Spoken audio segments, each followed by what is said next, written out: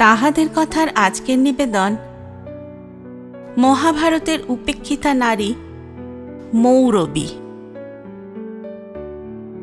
কলমে কল্যাণ দত্ত, গল্প পাঠে আমি কাকলি, সহযোগিতায় নীল, নির্দেশনায় অনির্বাণ।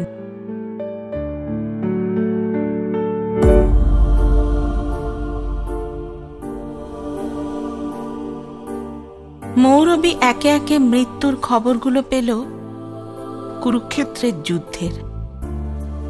প্রথমেই মারা গেছে মেজ ছেলে বারবারিক, তারপরে বড় ছেলে অঞ্জন পর্ব, শেষে স্বামী ঘটোৎকচ। খালি ছোট ছেলে মেঘবর্ণ রয়ে গেছে।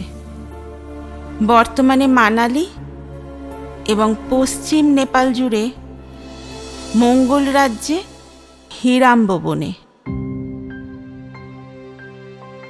তাকেই রাজ্যভার দিয়ে চলে যেতে হবে এবার। সাপ মুক্তি হয়েছে তার, আবার কৈলাসে শিবের পদপ্রান্তে।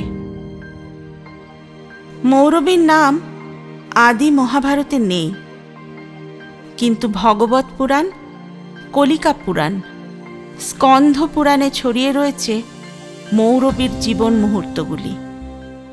কোথাও মৌরবী, কোথাও আহিলাবতী, কোথাও কাম কটাঙ্কটা নামে। সেই টুকরোগুলো জুড়ে আজ এই বীরাঙ্গনা, বিদুষী, রূপবতী নারীর কাহিনী মৌরবী। যিনি শিবের গলায় জড়িয়ে থাকেন সেই বাসুকী নাগের কন্যা অভিশাপ পেলেন দেবী পার্বতীর কাছে, কারণ কন্যা নাকি বাসি ফুল দিয়ে শিবের আরাধনা করেছিলেন। কন্যাকে মনুষ্য জন্ম নিতে হবে, স্বামী হিসেবে পাবে অর্ধেক মানুষ অর্ধেক দানব। অগত্যা কন্যা জন্ম নিল মৌরবী নামে। বর্তমানে আসাম এবং নাগাল্যান্ড জুড়ে প্রাগ জ্যোতিষপুরের ডিমাসা রাজ্যে নাগ কন্যা হয়ে। বাবা রাজা নরকাসুরের প্রধান সেনাপতি মুরের কন্যা হয়ে। মৌরবী সুন্দরী, বিদুষী, বীর নারী, ধার্মিক। সাধনা করে দেবী কামাক্ষার কাছে প্রায় অজেয় বর প্রাপ্ত হয়েছে। মৌরবী আগের জন্মের স্মৃতি বিস্মৃত। সেই গত জন্মে যখন শকুনি, দুর্যোধন মিলে বিষ খাইয়ে মৃত ভীমকে নদীতে ভাসিয়ে দিয়েছিল, বাসুকী কন্যা নদী থেকে ভীমকে উদ্ধার করে পিতা বাসুকীনাগকে বলে ভীমকে বাঁচিয়ে দিতে, নইলে বাসুকী কন্যা আত্মহত্যা করবে। পিতা বাসুকীনাগ বাধ্য হয়ে ভীমের প্রাণ বাঁচায়, আর শিবের কাছে বর প্রাপ্ত হয় ভীমের থেকেও বলশালী পুরুষ তার স্বামী হবে। এই জন্মে মৌরবী যুবতী হতে না হতেই সত্যভামার নির্দেশে কৃষ্ণ আক্রমণ করল প্রাগজ্যোতিষপুর, নরকাসুরকে বধ করতে। অনেক লড়াইয়ের পর কৃষ্ণ নরকাসুরকে হত্যা করলেন। তাই দীপাবলির আগের দিন নরক চতুর্দশী বলে পরিচিত। নরকাসুরের মৃত্যুর পর প্রধান সেনাপতি মুরকেও হত্যা করলেন কৃষ্ণ। তাই তো তার আর এক নাম মুরারি, অর্থাৎ মুর এবং ওরি। মৌরবী রাগে দুঃখে পাগল হল না। প্রতিশোধ নিতে কৃষ্ণের পত্নী সত্যভামাকে যুদ্ধে আহ্বান করল। সত্যভামা যখন যুদ্ধে হেরে যেতে বসেছে, তখন কৃষ্ণ স্ত্রীর সম্মান বাঁচাতে মৌরবীর বিরুদ্ধে যুদ্ধে নামলেন। কৃষ্ণকেও বেগ পেতে হল। নরকাসুরকেও হত্যা করতে এত কষ্ট হয়নি। অবশেষে দেবী কামাখ্যা মৌরবীকে কৃষ্ণের বিষ্ণুরূপ পরিচয় দিলে মৌরবী যুদ্ধ থামায়, কৃষ্ণের পায়ে আত্মসমর্পণ করে। কৃষ্ণ মৌরবীর বীরত্বে মুগ্ধ। কৃষ্ণ ফিরে যায় দ্বারকাতে। মৌরবী ভীষণ প্রতিজ্ঞা করে বসল, যে পুরুষ তাকে তর্কযুদ্ধে বাহু বলে এবং তার প্রশ্নের উত্তর দিতে পারবে, সেই পুরুষকেই সে বিয়ে করবে। যে পুরুষ হেরে যাবে তাকে মৌরবী হত্যা করবে। মৌরবীর হাতে প্রাণ দিল অনেক পাণিপ্রার্থী পুরুষ। ওদিকে ঘটোৎকচের বিয়ের কথা উঠলে পাণ্ডব ভাইদের কৃষ্ণ বললেন মৌরবীর কথা। কৃষ্ণের কথা শিরোধার্য করে ঘটোৎকচ উড়ে চলল দিমাস রাজ্যে। ঘটোৎকচের কাছে সব শর্তে পরাজিত হল মৌরবী। ঘটোৎকচের অদ্ভুত চেহারা হলেও মৌরবী মন দিল ঘটোৎকচকে। নাগকন্যা রীতি অনুযায়ী মৌরবী হবু স্বামীকে পিঠে চড়িয়ে উড়ে গেল হস্তিনাপুর।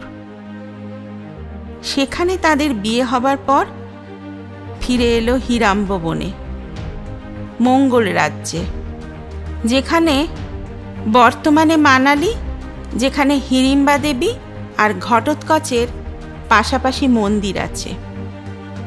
একে একে পুত্র এলো অঞ্জন পর্ব, বারবারিক আর মেঘবর্ণ।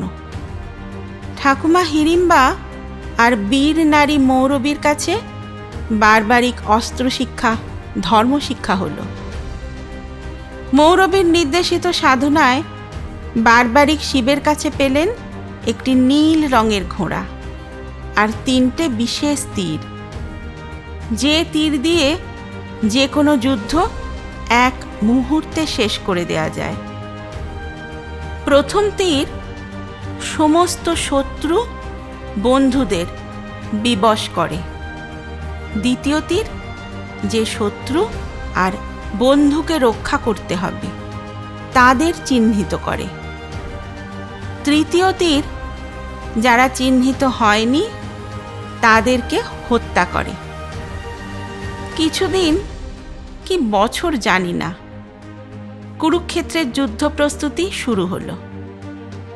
কমজোরি পাণ্ডবদের জন্য আরও যোদ্ধা দরকার। কৃষ্ণ খবর পাঠালো ঘটোৎকচ, অঞ্জন পর্ব এবং বারবারিককে। যে ব্যাসদেব মূল মহাভারতে হিড়িম্বাকে দ্বিতীয়বার উল্লেখ করেননি, মৌরবীর নাম নেননি।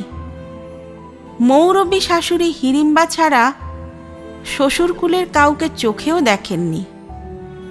কৃষ্ণের ডাকে বিনা দ্বিধায় স্বামী ঘটোৎকচ, পুত্র অঞ্জন পর্ব আর বারবারিককে পাঠালো শ্বশুরকুলের মর্যাদা রাখতে।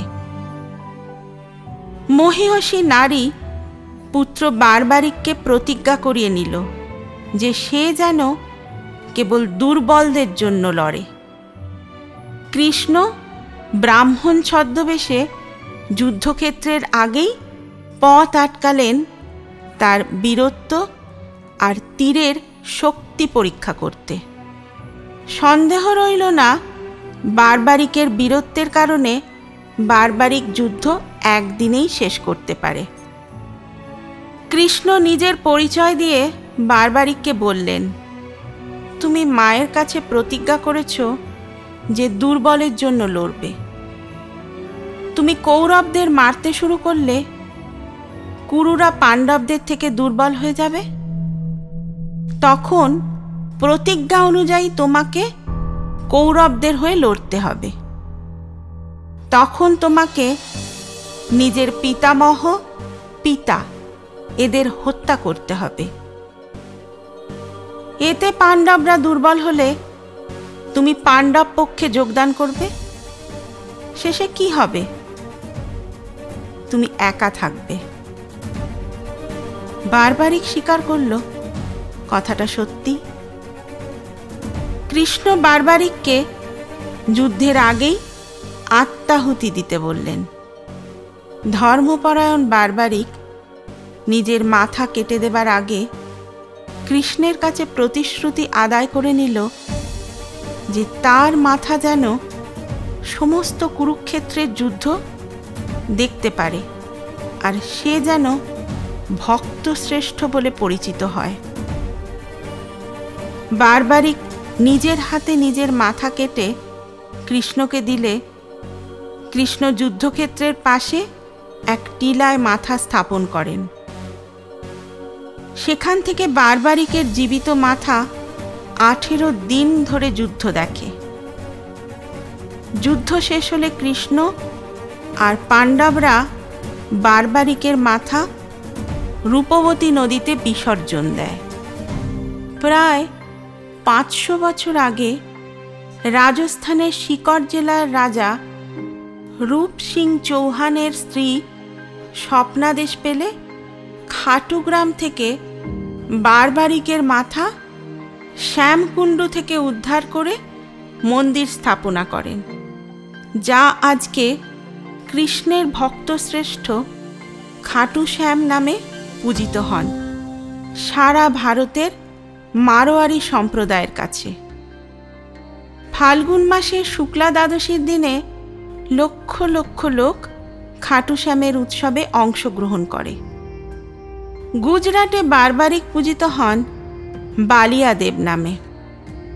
এই কাহিনীর মালা গাঁথার সময় কলিকা পুরাণ, ভগবত পুরাণ, স্কন্ধ পুরাণ, লোকগাথা আর বর্তমান সময় ভাবছিলাম হিড়িম্বা, ঘটোৎকচ বারবারিকের মন্দির আছে। পূজিত হন মানালি, রাজস্থান, গুজরাটে। কিন্তু মৌরবী?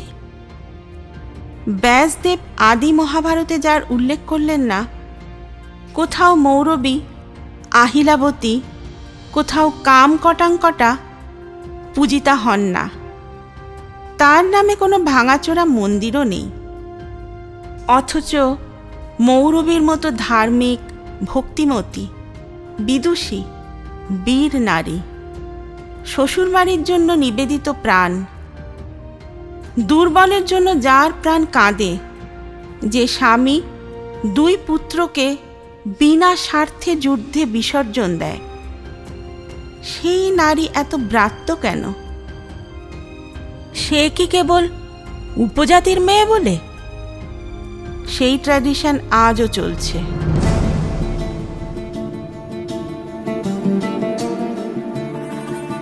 শুনলেন মহাভারতের উপেক্ষিতা নারী মৌরবী। কলমে কল্যাণ দত্ত। গল্পটা ভালো লেগে থাকলে লাইক এবং শেয়ার করবেন, এবং আরও নতুন গল্প শোনার জন্য সাবস্ক্রাইব করতে ভুলবেন না আমাদের ইউটিউব চ্যানেল তাহাদের কথা। আর আমাদের ফেসবুক এবং ইনস্টাগ্রামটাও ফলো করবেন। আগামী সপ্তাহে আরও একটা নতুন গল্প নিয়ে হাজির হব আমি, কাকলি। শুনতে থাকুন তাহাদের কথা।